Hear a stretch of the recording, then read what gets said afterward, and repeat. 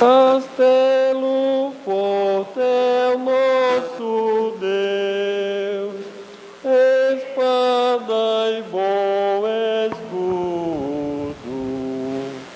Com seu poder defende os seus, em tudo transagudo.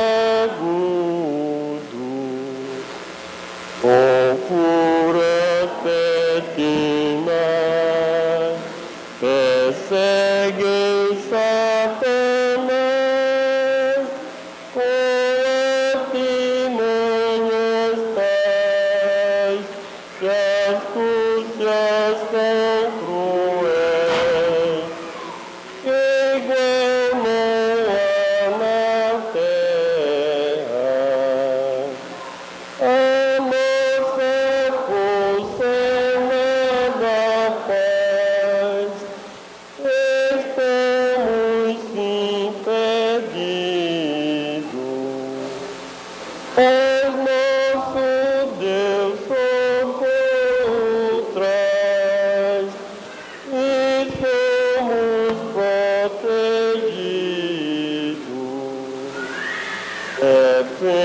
Defende-nos, Jesus, o que venceu na cruz, Senhor dos altos céus, e sendo o próprio Deus, triunfa na batalha. Se nos quisessem devorar, demônios não contados, ou nos podiam assustar, nem somos derrotados.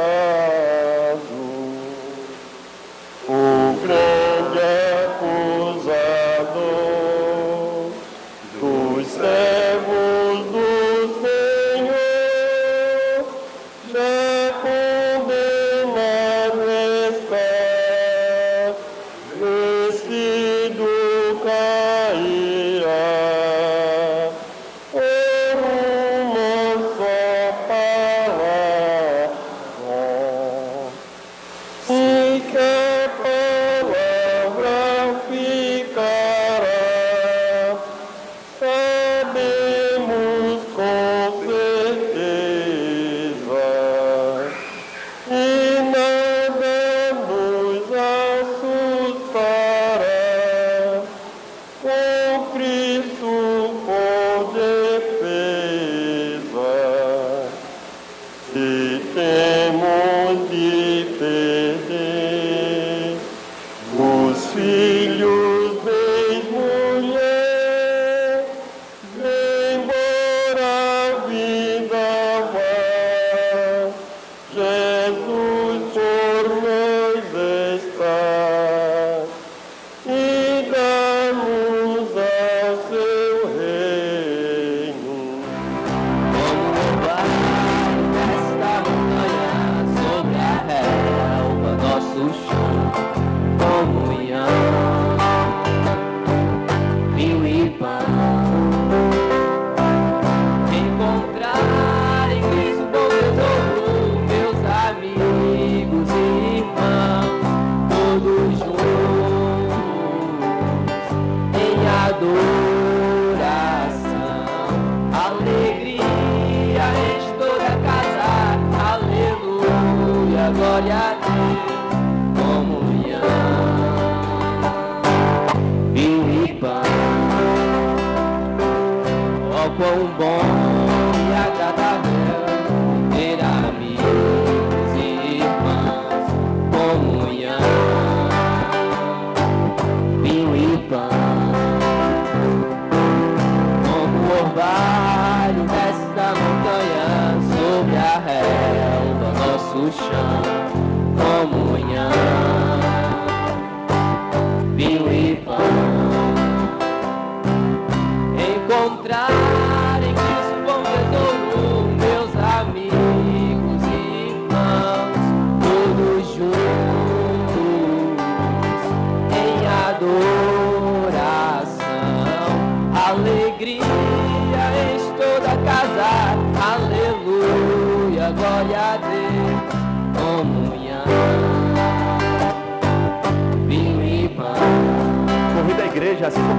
a se confraternizar nesse momento. Fale com o seu irmão, vive comunhão com o seu irmão. Fale com o seu irmão que está do seu lado. Veja o quanto Jesus ama vocês. Os permite estar em comunhão.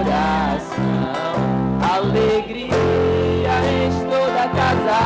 Aleluia, glória a Deus. Comunhão, vinho e pão.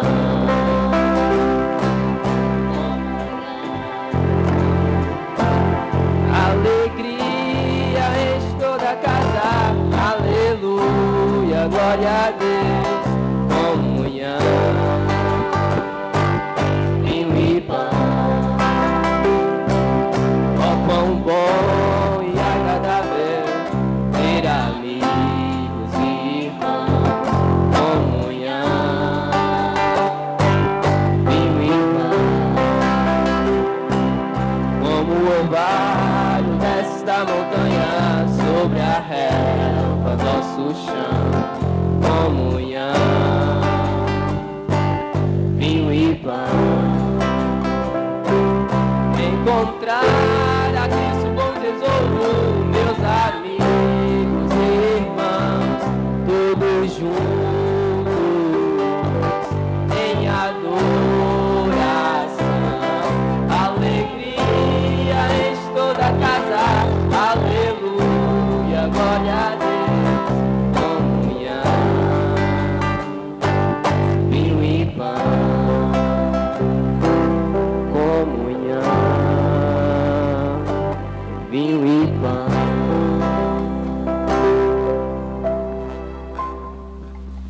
Amém. Amém. Glória a Deus, agradecemos a oportunidade. Amados, eu gostaria de convidar até aqui a irmã Josi, com seu esposo, irmão Irinaldo, bem como seu filho e também a sua filha, Ana Sofia. Não estou vendo não, mas eu sei que estão por aqui. Ali, pode vir a família. Se tiver mais algum parente de vocês quiserem vir também, fique à vontade. Som. Amém. Pode subir até aqui, sejam bem-vindos. Amém, está acordado. Tudo bom?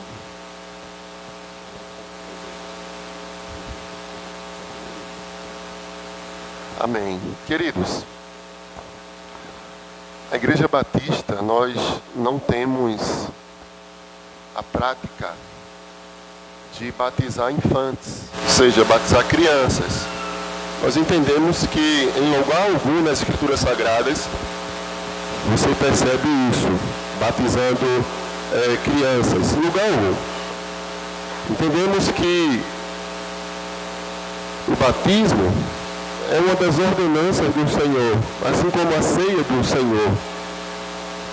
E para alguém se batizar, pressupõe arrependimento e fé. E aí está claro que uma bebezinha como essa, não é? Não tem como discernir isso, não é? Arrepender dos seus pecados, não é? Confessar Jesus como Senhor e Salvador. Então, é assim que nós entendemos que não há respaldo bíblico. Apesar de que tem muitas igrejas fiéis ao Senhor, que tem essa prática, nós respeitamos, entendemos que não é isso que vai definir a salvação, não é? Só Cristo salva, só Jesus salva. E entendemos que nós, enquanto pais, nós temos a responsabilidade de educar nossos filhos nos caminhos do Senhor. E nisso sim nós encontramos respaldo nas Sagradas Escrituras. E aí eu podia ler diversos textos, mas eu gosto muito do texto sagrado que está em Deuteronômio, no capítulo 6, a partir do verso 4. Quando Deus chama aquele povo que deveria ser um modelo, deveria de fato atrair todas as nações para o Senhor, através do seu compromisso com Deus, através da aliança que Deus tinha para com eles, que seria Israel, aquele povo a qual Deus o resgatou, né? Lá do Egito, cerca de 430 anos ali, escravo no Egito. E, na verdade, bem antes disso, quando Deus chamou Abraão, e Deus assim o prometeu, que ele seria pai de uma grande nação. Ele teria uma grande descendência. E aí, os crentes conhecem, né, o Antigo Testamento, a história do povo de Deus. E em Deuteronômio 6, a partir do verso 4, a palavra do Senhor instruiu o seu povo da seguinte maneira. Ele diz, Deuteronômio 6, 4. Ouve, Israel, o Senhor nosso Deus é o único Senhor. Amarás, pois, o Senhor teu Deus de todo o teu coração, de toda a tua alma e de toda a tua força. Estas palavras que hoje te ordeno estarão no teu coração. Tu as inculcarás a teus filhos, e delas falarás, assentado em tua casa, e andando pelo caminho, e ao deitar-te, e ao levantar-te. Então, veja com muita clareza a instrução de Deus para o seu povo. Os nossos filhos, eles precisam conhecer o Senhor desde cedo. E não é simplesmente aprender musiquinhas, não é simplesmente pintar um desenho de Noé, Arca de Noé, algo do tipo, mas é conhecer mesmo a palavra de Deus. Existe, inclusive, uma instituição chamada Aliança Pro Evangelização de Crianças, que eles têm de modo lúdico o plano de salvação. Tem inclusive um livro que não tem nada escrito a não ser cores. Inclusive, em um dado momento, nós fizemos uma capacitação aqui. A irmã Joara capacitou algumas irmãs, e quem sabe até a gente não pode marcar uma outra, para evangelizar as crianças de maneira estratégica, de maneira lúdica, mas apresentar o plano de salvação, apresentar o plano de redenção. Desde cedo, as crianças precisam conhecer, precisam ter uma boa base teológica, e é a nossa responsabilidade, é também o nosso desafio, preparar desde cedo para encarar este mundo caído. Um mundo onde muitos querem ter sucesso, mas é um mundo pelo qual nós morremos. Morremos para o mundo. Por isso nós não devemos esperar sucesso no mundo pelo qual nós devemos ter morrido, né? Portanto, dito essas palavras, eu quero me dirigir à irmã Josi e também ao irmão Edinaldo. Eu fiquei muito feliz pela família estar crescendo, viu, Edinaldo? Porque filhos são bênçãos do Senhor, são como flechas na mão do guerreiro. Salmo 127, não é? Então, filho é bênção de Deus. Bênção. Filho é sempre bênção do Senhor. E eu fiquei muito feliz por essa família crescer. E mais feliz também ainda quando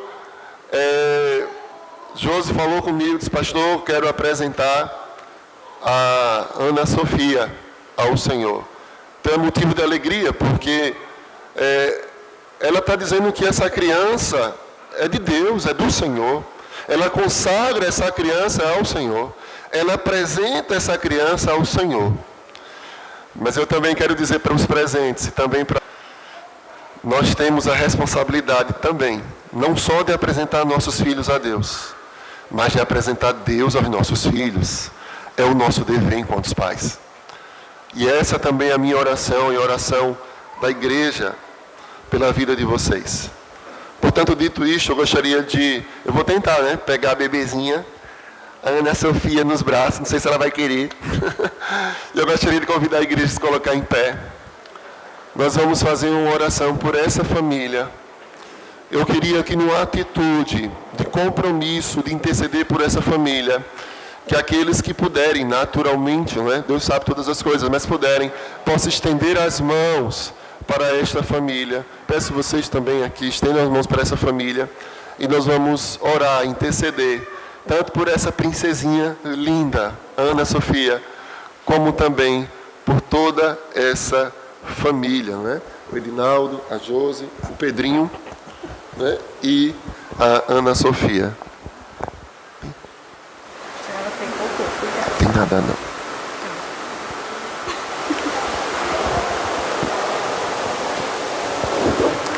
Amém?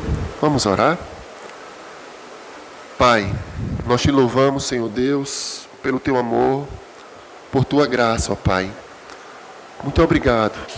Obrigado por essa família, Senhor. Obrigado pela vida da Ana Sofia. Pai, consagramos essa criança ao Senhor. Ela é tua, Pai.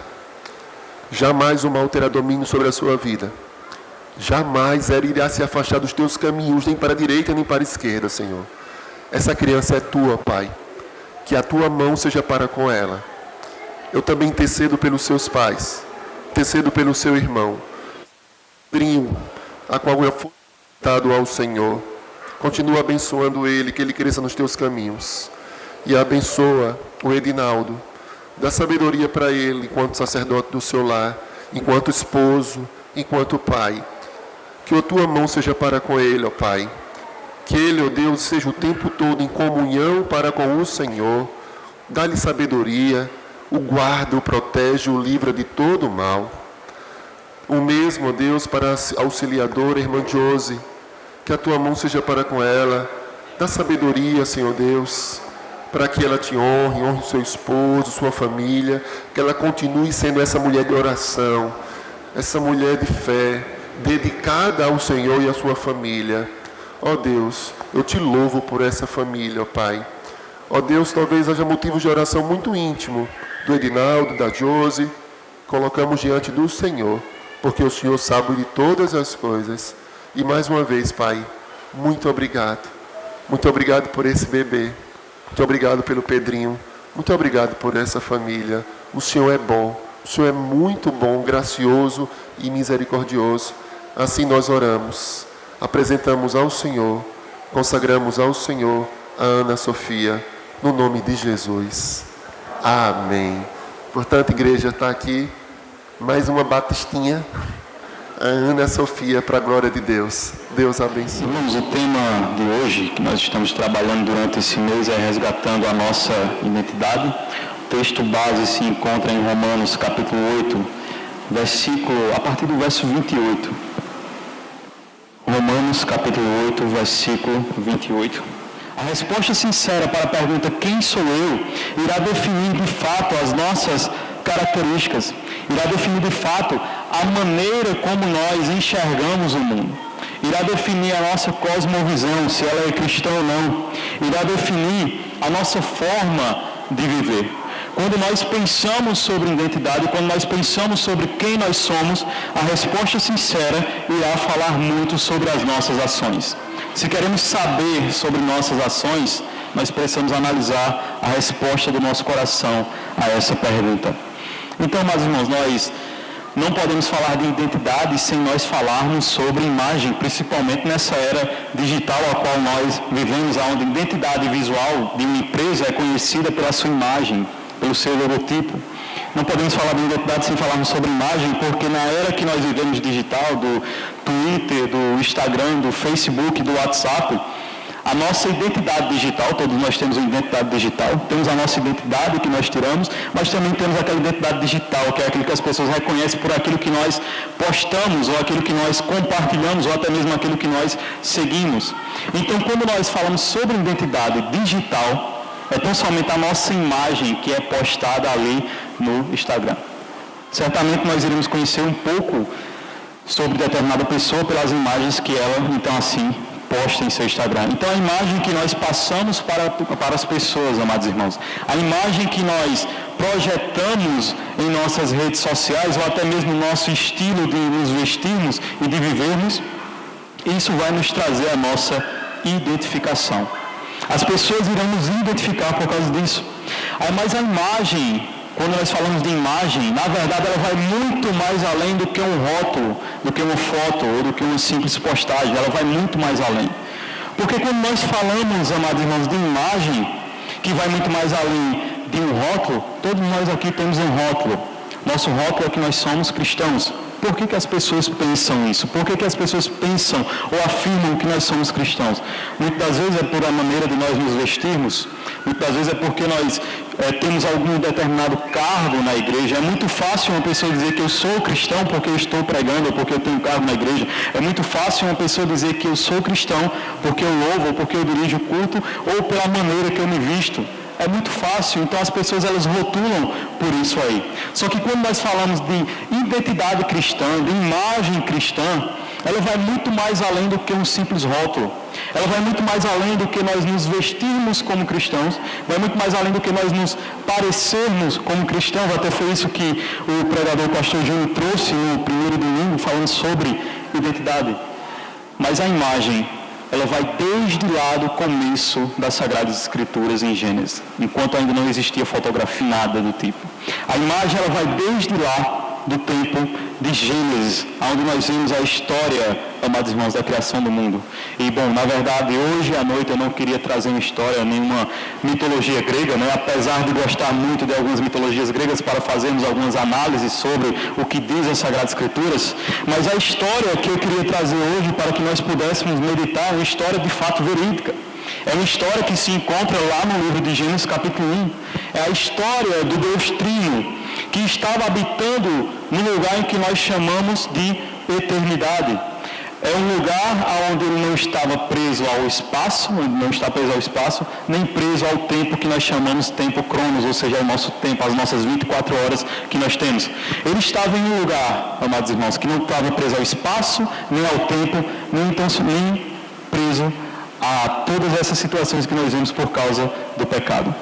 Então, quando nós analisamos sobre isso, e foi justamente os pais da igreja analisarem sobre essa história, sobre a história do Deus Trino, o que é que ele fazia na eternidade, como era que ele se comportava na eternidade, em determinada vez numa escola, né, de pregadores aí, Santo Agostinho de Hipona, na verdade, ele estava na escola, nessa escola que podemos chamar de escola de pregadores, e aí a professora pergunta, Agostinho, o que é que Deus fazia na eternidade?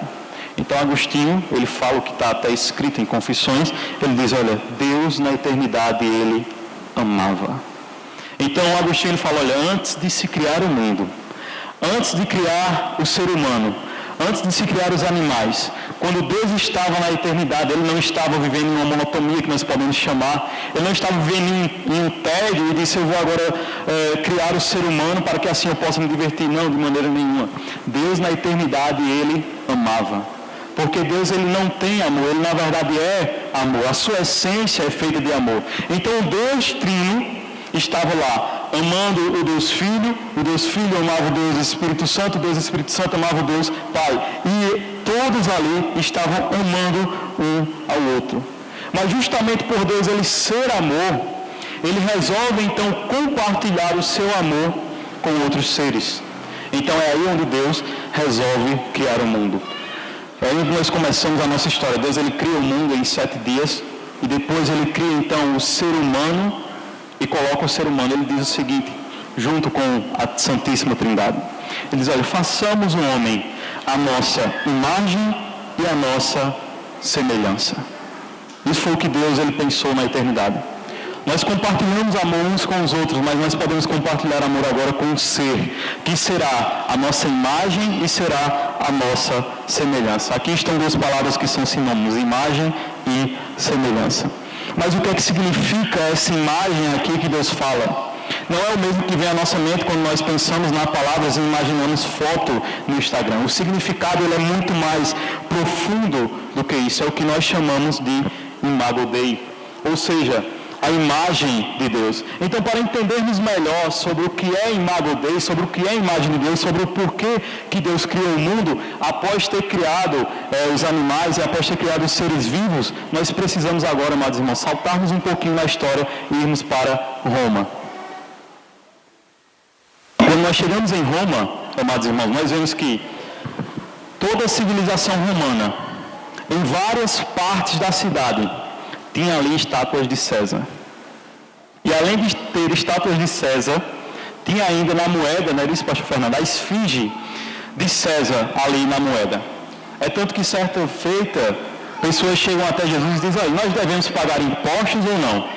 E aí ele diz, olha, o que é que está aqui nessa imagem? Na esfinge de César, então dê a César o que é de César e a Deus o que é de Deus. Ou seja, se a imagem na moeda está de César, dê a César.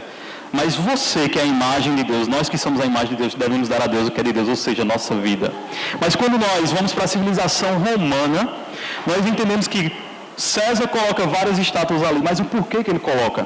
Porque César, na verdade, ele queria dessa forma mostrar que ele era quem dominava na civilização romana. E até mesmo em civilizações que não eram romanas, ele colocava a sua estátua ali em civilizações que ele dominava. Então, ou seja, César queria mostrar que ele tinha domínio sobre aquilo. Então, quando Deus ele cria os animais, quando ele cria as árvores, quando ele cria o mar, quando ele faz toda a criação, ele coloca o que podemos dizer, comparar como se fosse a estátua de César, só que na verdade ele cria a imagem do ser humano. Para quê? Para dizer, sobre a terra, eu é quem tenho domínio. Então o ser humano, ele serve para ser a imagem de Deus, ou seja, a imagem de Deus, para dizer, há um ser sobre esse mundo que domina sobre todas as coisas. Então Deus ele fala, olha, vá, cresçam e sejam fecundos, ou seja, espalhem a minha imagem sobre a terra, em todos os cantos da terra, para que as pessoas possam ver que quem domina sobre o mundo é Deus. Então esse é o significado, amados irmãos, de imagem, quando nós falamos. Portanto, Deus ele criou um homem, imprimiu a sua imagem nele. Deus, quando ele imprime a imagem no homem, ele cria o homem e diz, olha, você agora vai dominar sobre a criação. Você vai dominar sobre a criação. Por quê? Porque isso é uma forma de você mostrar que eu sou glorificado através de sua vida. Só que além disso, Deus ele ainda chama o homem para a comunhão. E essa comunhão é o que nós chamamos de pericorese. Uma palavra grega que na verdade era uma brincadeira que as crianças elas faziam da seguinte forma. Uma criança estava ali no círculo, e então uma começava a fazer um tipo de dança e a outra tinha que imitar esse tipo de dança. Todas as outras, na verdade. Depois essa terminava de fazer, a outra fazia um tipo de dança e todas as outras também faziam esse tipo de dança. Ou seja, tinha que imitar. Uns às outras, elas tinham que imitar. Então, Deus ele está nessa pericorese com o ser humano, por quê? Porque Deus ele compartilha o seu amor e o ser humano de volta também compartilha amor para com Deus. O ser humano. Então, ter a sua imagem, ele chama o ser humano a participar dessa comunhão. Veja que honra participar da comunhão da Santíssima Trindade ali, compartilhando amor uns com os outros. Então Deus ele cria o homem, chama ele para essa comunhão, para participar dessa comunhão que tem na eternidade. E o ser humano agora ele passa a ser uma referência de Deus. Todavia, amados irmãos, nós devemos analisar que essa Imago Dei ela é uma doutrina bastante importante. Por quê? Porque ela nos mostra que nós não somos autorreferentes. Nós não somos nossa autorreferência. Se nós queremos ter um padrão de vida, nós não podemos ser a nossa autorreferência. Ou queremos que as pessoas olhem para nós como uma referência, mas nós devemos então assim sermos a imagem de Deus. Nós devemos fazer com que as pessoas olhem para Deus. É isso que a doutrina Imago Dei fala. Todavia, nessa história que estamos contando, Satanás, o anjo caído, ele olha para essa imagem de Deus, olha para o ser humano, olha para aquela comunhão que está tendo ali no jardim, que Deus colocou o homem ali para dominar, para ser a sua imagem, coloca uma identidade no homem, essa identidade é que ele é a imagem de Deus. Satanás tenta então distorcer essa imagem de Deus. Ele tenta destruir, na verdade. E como é que ele tenta isso? Trazendo uma filosofia muito antiga, que é até uma filosofia diabólica inventada pelo próprio diabo, que é: faça o mundo girar em torno de si mesmo. Enquanto Deus nos cria para que nós possamos compartilhar amor entre uns e os outros, Satanás ele diz: olha, não compartilhe amor entre os outros. Faça o mundo girar em torno de você mesmo. Como é que ele faz isso? Quando ele chega até Eva e diz: olha, é verdade o que Deus falou, que vocês não comam do fruto. Sabe por que ele não quer que vocês comam do fruto? Porque se vocês comerem do fruto, vocês serão iguais a Deus, ou seja, conhecedores do bem e do mal. Vocês serão criadores da própria imagem de vocês. Ele colocou uma imagem em vocês, mas vocês é quem irão criar a própria imagem de vocês. Então Satanás tenta ele e diz, olha, faça o mundo girar em torno de si. Então Eva vai até Adão e também ambos pecam, comem do fruto que Deus proibiu que comesse, e então assim a imagem é distorcida. Então assim ambos são expulsos do jardim, a raça humana agora passa a viver em pecado, nossa identidade agora passa a ser distorcida, todo ser humano agora que começa a viver em desobediência a Deus. Por quê? Porque agora o ser humano não quer mais aquilo que Deus estabeleceu, não quer mais a imagem que Deus estabeleceu para ele, mas o próprio ser humano quer criar a sua própria imagem e a sua própria semelhança. Quando nós somos criados por Deus, nós somos criados como seres miméticos. E o que é que isso significa? Todos aqui conhecem, né, aqueles mímicos, né, que nós vemos na TV, ou se não vimos pessoalmente, vemos na TV, os mímicos. Ele nos imita. Então o ser humano ele foi criado para ser um mímico, mas um mímico de Deus, ou seja, imitarmos a Deus. Mas quando vem o pecado e distorce, nós deixamos essa referência de imitarmos a Deus. E o que é que se torna referência agora? Nós mesmos agora colocamos a referência. Nós mesmos agora definimos qual é a nossa identidade. Deixamos de imitar a Deus agora para construir um mundo à nossa própria imagem e semelhança. Nós queremos fazer o mundo girar em torno de nós mesmos, então cada um de nós vivemos em um mundo. Tem até uma música aí secular que fala, né? Cada cabeça é um mundo. Então as pessoas elas idealizam isso e acham que o mundo é somente seu. Porque é você agora quem cria. Você agora é semelhante a Deus para criar a sua própria identidade, para criar a sua própria imagem. Então, o homem poético, que é aquele que cria, na verdade, ele não tem uma verdade a ser seguida. Toda verdade para ele é relativa. O que é verdade para mim pode não ser verdade para vocês. E o que é verdade para vocês pode não ser verdade para mim. Por quê? Porque não há um Deus mais soberano que dita o que nós devemos fazer. Mas sim eu agora quem dito o que eu faço. Portanto, amados irmãos, nós vemos que no decorrer da história, grandes homens vão caindo justamente por causa dessa busca pela identidade, dessa autorreferência. Alexandre o Grande, perceba, na Grécia ele começa a dominar todas as civilizações. E realmente, de fato, Deus nos colocou no mundo ali para dominarmos, exercermos domínio sobre a criação. Só que o que Alexandre não entende é que ele pensa que esse domínio deve ser para trazer glória para si mesmo. Ele se esquece que ele foi criado com a identidade de glorificar a Deus. Então toda a raça humana passa a se perder porque esquece do seu real propósito, que o real propósito é glorificar a Deus. A nossa identidade é glorificar a Deus. Não é glorificar a nós mesmos, não é vivermos para nós mesmos, mas é glorificar a Deus, amados irmãos. Então nós esquecemos dessa identidade. E coisas piores ocorrem quando nós vamos para Romanos capítulo 1, como bem o pastor Fernando gosta de relatar, o jornal do dia, Romanos capítulo 1, versículo 18, que fala: a ira de Deus se revela do céu contra toda impiedade e perversão dos homens que detêm a verdade pela injustiça. Portanto, o que se Deus se pode conhecer é manifesto entre eles, porque Deus lhe manifestou. Porque os atributos invisíveis de Deus, assim o seu eterno poder, como também a sua própria divindade, claramente se reconhecem desde o princípio do mundo, sendo percebidos por meio das coisas que foram criadas. Tais homens são, por isso, indesculpáveis. Ou seja, se nós agora estamos vivendo para a nossa própria glória, nós não podemos botar a desculpa que nós não conhecíamos, que nós temos a identidade de Deus. Não. Porque Paulo está dizendo o seguinte, olha, a própria criação, ela revela as digitais de Deus quando nós olhamos. Todo grande artista, quando ele faz uma obra, nós reconhecemos essa obra de um artista. Por exemplo, se colocarmos o quadro aqui projetado de Mona Lisa, nós rapidamente iremos dizer é de Leonardo da Vinci. E se colocarmos outros quadros, ou seja, pinturas, aquelas de Deus, né, tocando, tentando tocar no dedo do homem, nós vamos reconhecer e dizer é de Michelangelo. Então, ou seja, toda grande arte, ela é reconhecida, o seu autor é reconhecido por ela. Então, a criação de Deus nos mostra que há um grande artista, que é Deus. Então, o ser humano é indesculpável. Porque o ser humano, mesmo olhando para a criação e dizendo, a criação glorifica a Deus, e o ser humano deveria glorificar a Deus, ele rejeita tudo isso, como Paulo veio falar. Ele rejeita pela injustiça e procura glorificar a si mesmo. É isso que Paulo mostra. Então, amados irmãos, entendendo tudo isso, então agora nós podemos passar para Romanos capítulo 8, versículo 29. Romanos capítulo 8, versículo 29. Nós vemos que A primeira coisa que Paulo fala, só voltando um pouco para Romanos 1:18, é que nós não temos desculpa, não é isso, diante de Deus. E nós vemos que Paulo ele mostra, olha, a natureza obedece a Deus por natureza. E nós somos tão impiedosos que nem por natureza nós obedecemos a Deus.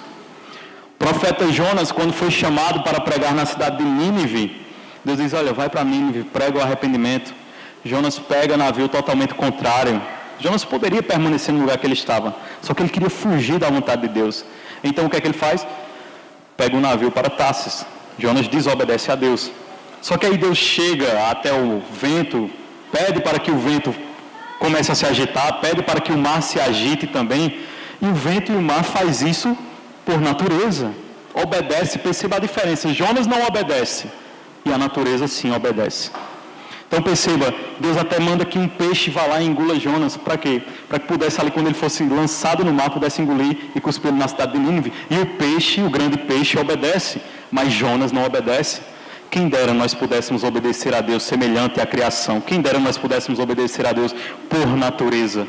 Mas, infelizmente, o nosso coração, que foi corrompido, não obedece a Deus por natureza. Nós obedecemos às nossas próprias vontades. Então, amados irmãos, aí Paulo ele continua, e ele nos mostra que nós perdemos essa identidade no jardim. Ele nos mostra agora no versículo 29, ele diz o seguinte, porquanto os que de antemão conheceu também os predestinou, para serem conformes à imagem de seu Filho.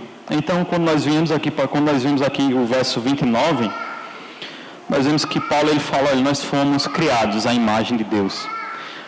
Na história nós perdemos essa imagem, mas o nosso próprio Deus, que é rico em misericórdia, que como nós falamos no começo, Ele não só tem amor, como Ele é amor, em seu grande amor, Ele providencia a semente da mulher que vai esmagar a cabeça da serpente em Gênesis 3:15, e Ele providencia com que Cristo possa resgatar essa imagem.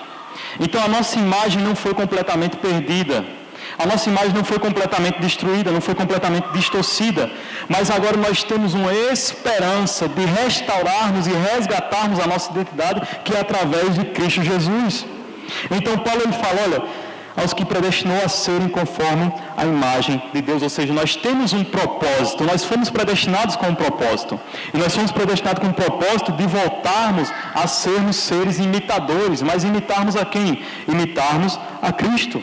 É nesse momento em que Cristo rasga o nosso coração, Ele mostra o pior de nós, mostra o que é que nós nos tornamos por estarmos distantes dEle, mostra o que é que nós nos tornamos porque nós quisemos seguir o nosso próprio caminho, ter a nossa própria identidade. Ele nos mostra isso, e então sabe o que é que Ele faz quando nos resgata? Ele nos torna os melhores nele e resgata a nossa verdadeira identidade para que nós possamos imitar a Ele. Tudo por Ele e para Ele. Então agora nós temos essa imagem, amados irmãos, a imagem do Filho de Deus que foi resgatada. E quando nós resgatamos essa imagem, nós precisamos resgatar o mesmo sentimento que houve em Cristo Jesus. Filipenses, capítulo 2, versículo 5. Portanto, tendo em vós o mesmo sentimento, Paulo vem falar, que houve em Cristo Jesus. Pois ele sendo Deus, não julgou por usurpação ser igual a Deus. Antes aniquilou a si mesmo, tomando a forma de servo, sendo obediente até a morte e morte de cruz. Então perceba a diferença. Enquanto nós, seres humanos, não éramos deuses, quisemos ser iguais a Deus, e todos os seres humanos querem ser Deus, na verdade, essa é a busca do ser humano, o próprio Cristo deixa de ser Deus, deixou a sua divindade, deixou todos os seus privilégios que Ele tinha na glória. Ele não deixou de ser Deus, na verdade, perdão, Ele deixou somente a sua divindade, habita na terra e se torna semelhante figura humana. Ele não tem usurpação, querer ser igual a Deus. Ele antes aniquila a si mesmo. Então perceba, é através dessa atitude de Cristo que nós devemos basear então a nossa vida. É nós não queremos sermos deuses, mas é nós sermos servos semelhante a Jesus Cristo. Essa é a nossa identidade. É nós sermos imitadores de Cristo. E quando nós somos imitadores de Cristo, nós passamos a ser servos das pessoas, porque Ele serviu a nós. E aí, como Ele fala, assim como eu servi a vocês, servi também uns aos outros. Aí Paulo continua no versículo 29 e diz o seguinte: a fim de que ele seja o primogênito entre muitos irmãos. E aí, amados irmãos, o que é que significa isso agora? A fim de que Cristo seja o primogênito entre muitos irmãos. Pode até dar um nó, às vezes, na nossa cabeça, nós tentarmos entender. E apesar de ser uma frase pequena, mas é uma frase muito abundante em informações, que nós poderíamos passar horas e horas aqui pregando tão somente sobre isso, sobre essa parte, a fim de que ele seja o primogênito entre a criação. Mas para sermos de uma forma bem sucinta e breve, porque ainda iremos celebrar a ceia do Senhor, para ser de uma forma bem sucinta, o que Paulo ele está querendo dizer aqui é o seguinte: Paulo ele está querendo expressar que Cristo é como se fosse o nosso irmão mais velho. Paulo está dizendo que ele é o primogênito, ou seja, é como se fosse o nosso irmão mais velho, é aquele que tem a preeminência. E nós sabemos que na cultura, antigamente, o irmão mais velho era aquele que tinha todo o direito da herança, ficava com tudo. Né? Então, hoje, atualmente, os irmãos que são os irmãos do meio, aí, os irmãos mais novos, aí, eu acho que não iriam gostar muito de como era antigamente. Mas antigamente era o irmão mais velho que ficava com tudo. Então, ou seja, era o irmão mais velho que tinha direito à herança. Então Paulo está dizendo, olha, ele é o nosso irmão mais velho, é aquele que tem direito à herança. Que herança? As bênçãos que o Senhor nos concede de salvação. Ele é quem tem todo esse direito. Mas ele é o nosso irmão mais velho, e como o irmão mais velho tão bondoso e amoroso, ele compartilha essa herança conosco. Ele, como nosso irmão mais velho, tão bondoso e amoroso, nós precisamos olhar para ele, porque os irmãos mais novos se espelham nos mais velhos, então nós precisamos olhar para ele como nosso espelho. Todavia, amados irmãos, como é que nós podemos seguir o exemplo do nosso irmão mais velho, Cristo Jesus, se ele é puro, perfeito, imaculado, sem mancha, sem pecado, sem orgulho, sem inveja, sem omissão? Ele é perfeito em tudo. Perceba, o padrão é elevado demais para nós. Mas nós precisamos seguir o seu exemplo, é o que está nas Sagradas Escrituras. E se está nas Sagradas Escrituras, nós precisamos obedecer. Mas como nós iremos conseguir seguir esse exemplo? Pois nós pecamos até mesmo em pensamentos. Nosso coração, infelizmente, ele é corrompido pelo pecado. A tentação vem e acha lugar em nosso coração. Ora, no versículo seguinte, o apóstolo Paulo ele explica isso e mostra que mesmo assim, ainda temos como nós resgatarmos a nossa identidade em Cristo Jesus. Ele mostra que podemos ainda imitarmos o nosso irmão mais velho, que é Cristo Jesus, o primogênito. Versículo 30, para nós respondermos essa pergunta, ele vem dizer o seguinte, de Romanos capítulo 8, verso 30. E aos que predestinou, a esses também chamou. E aos que chamou, a esses também justificou. E aos que justificou, a esses também o glorificou. Amados irmãos, Cristo, quando ele vem resgatar nossa identidade, se colocando como primogênito entre os irmãos, ele não só resgata a nossa identidade, ele não só diz, olha, vocês agora serão imitadores, vocês voltarão a ser imitadores e glorificar a Deus, como ele resgata também, nos convoca quando Paulo vem dizer o seguinte, aos que predestinou, a esse chamou. Esse chamado que Paulo está falando aqui é um chamado à comunhão. Então perceba, Cristo agora ele nos convoca à comunhão salvadora. Ou seja, que comunhão é essa? É a comunhão que foi perdida no Jardim do Éden, aquela comunhão que nós tínhamos com Deus Pai, Deus Filho e Deus Espírito Santo, foi perdida. Cristo ele vem e restaura essa nossa comunhão. Portanto, nós agora temos comunhão com o Deus Trino. Nós agora temos comunhão com o nosso Deus Pai. Nós agora temos comunhão e não precisamos mais agora fazermos sacrifício, levarmos ovelhas para o sacrifício, porque agora nós temos comunhão. E o nosso primogênito entre os irmãos, Cristo Jesus, é quem faz a intermediação. Como foi louvado no hino, o grito já foi dado na cruz, quando ele fala tetelestai, o véu se rasga de alto a baixo. Ou seja, ainda vai de alto a baixo, apesar de toda a espessura que ele tinha ali, né? Ele se rasga de alto a baixo para dizer que não foi uma pessoa que rasgou lá por baixo e começou a abrir, mas ele se rasga de alto a baixo. Então Cristo ele nos convoca agora, olha, o véu foi rasgado e vocês agora têm a comunhão que foi perdida agora. Nós temos essa comunhão, porque o grito tetelestai foi dado então na cruz, amados irmãos. Então, a comunhão que nós tentávamos resgatar através de outras coisas, nós podemos descansar agora, porque nós temos essa comunhão em Cristo Jesus. Agora todos nós tanto eu quanto você temos essa comunhão com o Filho, com o Pai, com o Deus Espírito Santo. Conseguimos agora olhar para a criação, não como algo que vai nos condenar, mas olharmos para a criação e admirarmos a criação como uma bela arte que ela é. E assim nós também olharmos e dizer, se a criação te louva, eu também te louvarei e também te glorificarei. Essa é a nossa identidade. Todavia, para essa comunhão ser resgatada, amados irmãos, precisa que essa comunhão no jardim ser resgatada, precisa que nós sejamos justos. E não tem um justo sequer na face da terra. Eu não sou justo. Nenhum de nós somos justos. Mas aí Paulo ele fala o seguinte, olha, e aos que nos predestinou, a esse também chamou. E aos que chamou a comunhão, ele não nos deixa desamparados, ele também justificou. Então Cristo nos chama a comunhão, mas para nós participarmos dessa comunhão precisamos ser justos. Então esse não é problema mais, porque Cristo agora nos justificou. E o que é justificação? É o ato de nos declarar legais diante de Deus, perdoados dos nossos pecados, como está escrito em Romanos 3, 22 e 24, mas não vamos ler para ganharmos tempo. Somos pecadores sim, precisamos também resgatar o senso da nossa culpa. Então Cristo, quando Ele nos chama à comunhão, Ele nos justifica, mas para nos justificar, precisamos resgatar o senso da nossa culpa. Dizemos realmente, Senhor, reconhecemos que nós somos pecadores e necessitamos da Tua justificação. É para isso que Ele nos chama. É assim que Ele nos justifica. É quando nós entendemos que só há justiça em Cristo e o nosso irmão mais velho agora nos veste da sua justiça. Mesmo sem nós termos feito o que Ele fez. Mas Ele nos veste da sua justiça. Então, quando Paulo ele fala, para nós concluirmos agora, a esses também glorificou. Paulo ele está falando aqui, a esses também glorificou, e o que eu achei interessante, fiquei até curioso, é que eu pensei até, pastor Fernando, será que ele está falando somente aos cristãos do passado? Porque glorificou é no tempo verbal aí, do passado, não é presente nem futuro. Ele poderia ter dito aos que ele irá glorificar, mas ele fala aos que ele glorificou. E lendo alguns comentários, inclusive de Wisber, nós vemos que muitos comentaristas bíblicos ele falam o seguinte, quando Paulo ele fala esse que também glorificou, Paulo ele está aqui indicando a partir de um ponto de vista do futuro, a partir de um ponto de vista de Deus. Ou seja, porque a obra de resgatar a nossa identidade, a obra de salvação é uma obra completa, não pode ser incompleta.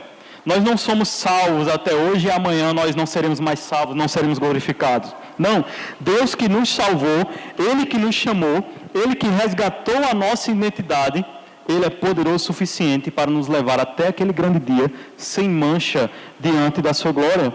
Um cristão perde a salvação, bom, é como nós sempre falamos, depende de quem lhe salvou, o Dr. Russell Shedd fala.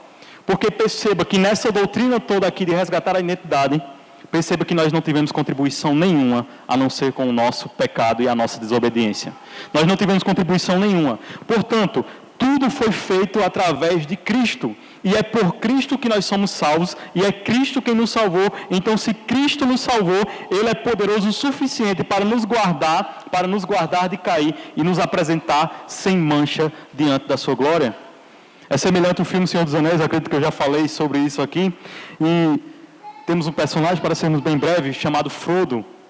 E aí Frodo ele tem uma missão de levar o anel até o final da montanha. Só que aí depois de muitas coisas que aconteceram a Frodo, ele está cansado da viagem, ele está exausto, ele não confia mais em ninguém, e o seu amigo estende sua mão e ele fica desconfiado. Então seu amigo diz, Frodo, a minha missão não é levar esse anel até o final da montanha.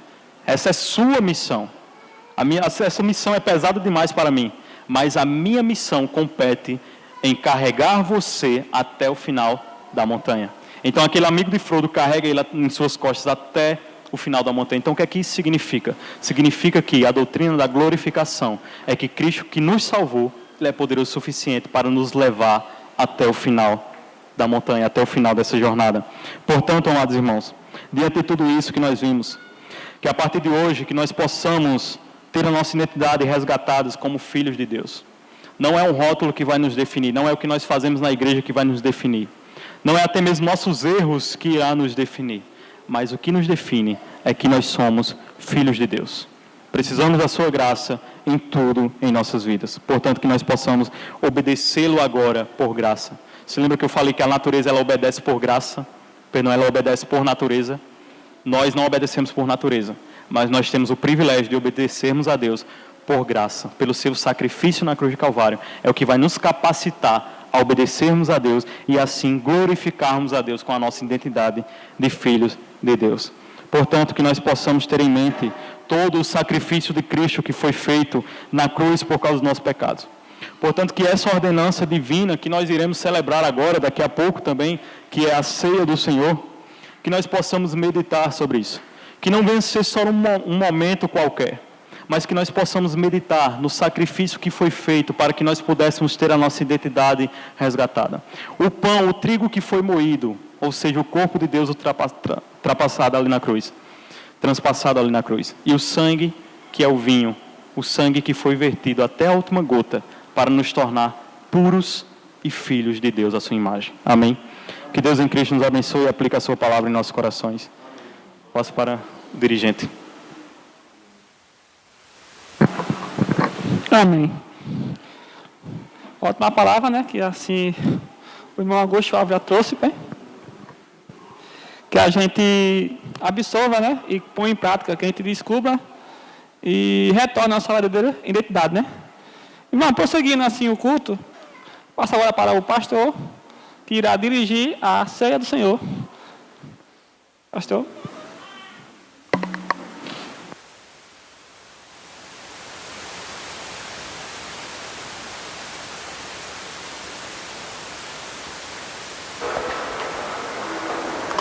Amém. Eu gostaria de convidar os diáconos presentes para vir até a mesa.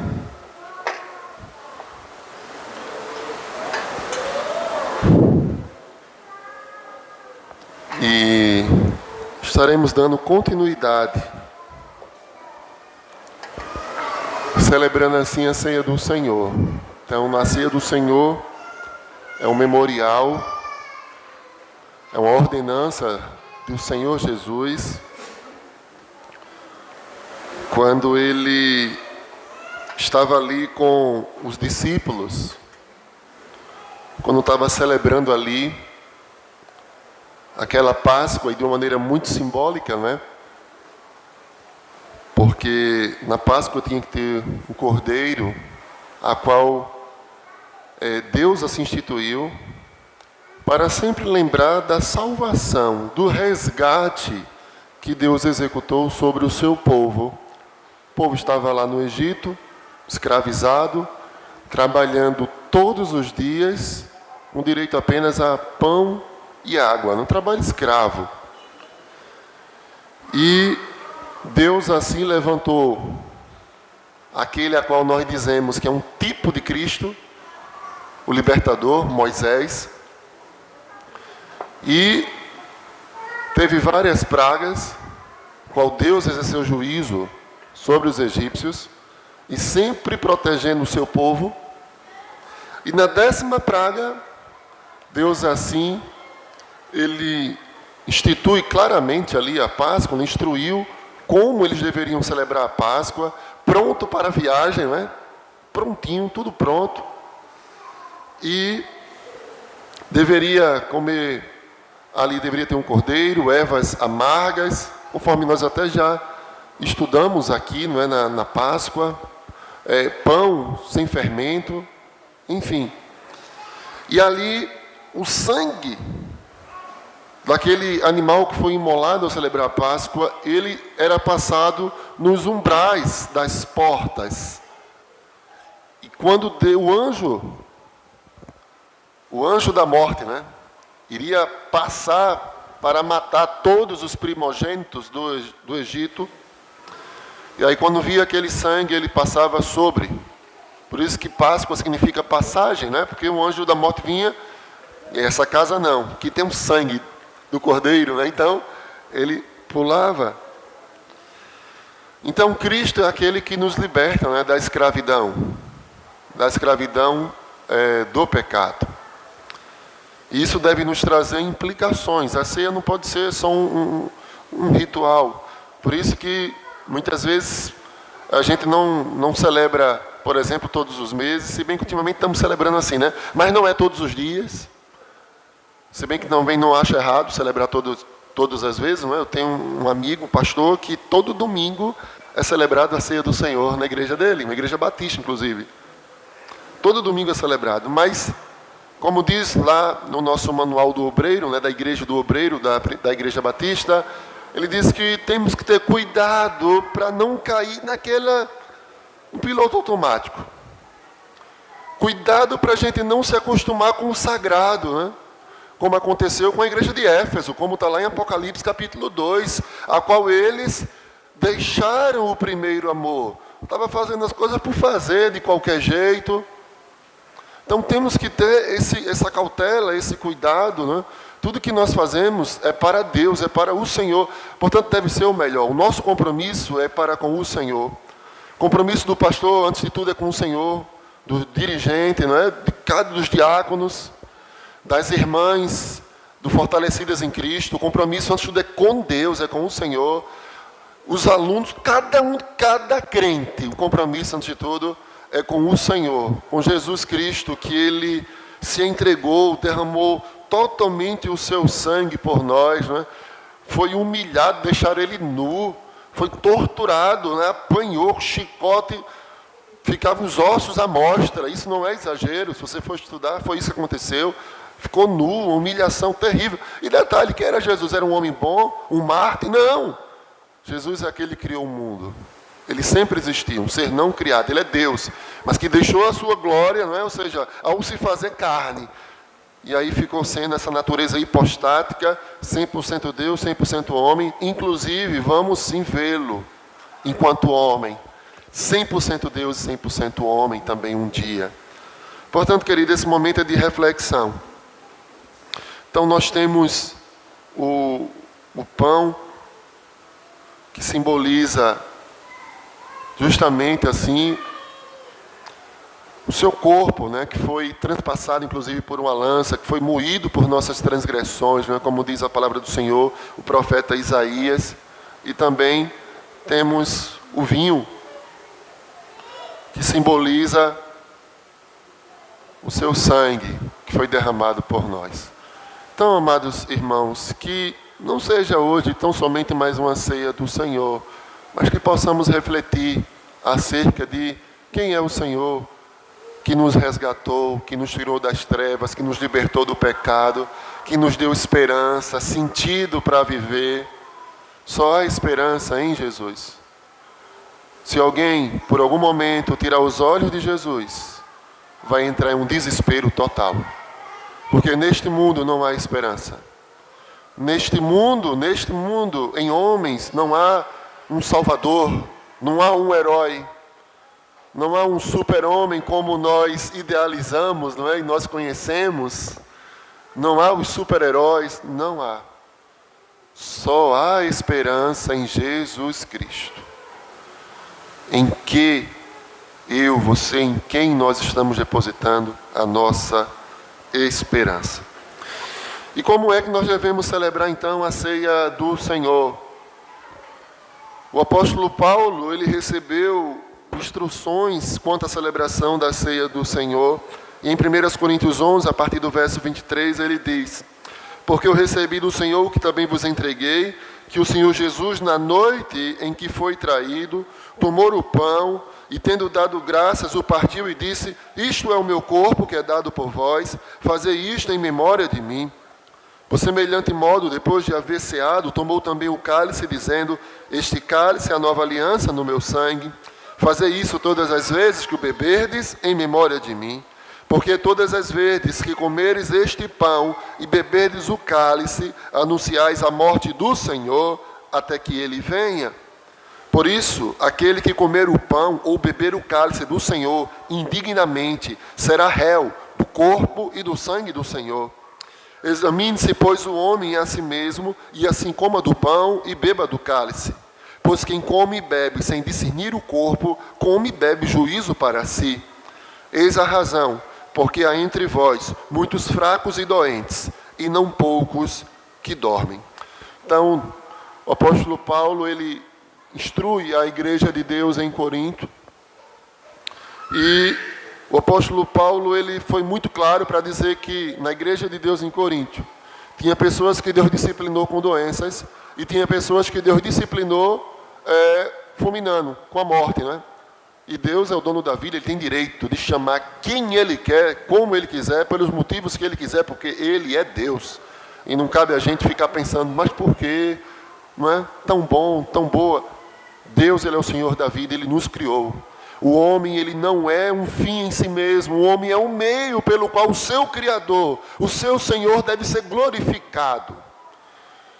Muitos só vão saber disso da pior maneira possível, quando o Senhor assim os chamar, e quando eles se verem num local, num lugar que arde com fogo e enxofre, quando eles se veem em tormentas, tal como aquele homem citado lá em Lucas, né, aquele rico, quando Cristo cita a história do rico e Lázaro. Portanto, queridos irmãos, nós vamos orar nesse instante. É convidado a participar da ceia do Senhor aqueles que são batizados nas águas, que estão em comunhão com Deus, comunhão com a sua igreja. Se você for de outra igreja, mas está aqui em comunhão, pode participar. A ceia não é ultra restrita, mas avalie, faça uma reflexão e peça seu perdão pelos seus pecados ao Senhor, e assim coma do pão e beba do cálice. Pai, queremos consagrar ao Senhor o pão e o vinho que aqui está. Consagramos ao Senhor, Deus, e que a tua igreja em comunhão possa participar desse momento tão especial na vida da tua igreja. Possamos participar dessa ordenança para o louvor da tua glória. E reflexivos, ó Deus, no tocante aos nossos corações, no tocante, ó Deus, ao nosso testemunho, ó Pai. Portanto, perdoa os nossos pecados, ó Pai. Tem misericórdia de nós e nos ajuda, ó Deus, a espelhar e espalhar a tua imagem, ó Deus, de modo que o Senhor venha a ser glorificado.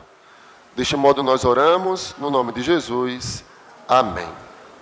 Deus abençoe. Pode sentar e eu peço a ajuda do diácono, ao som de uma música, distribuímos os elementos.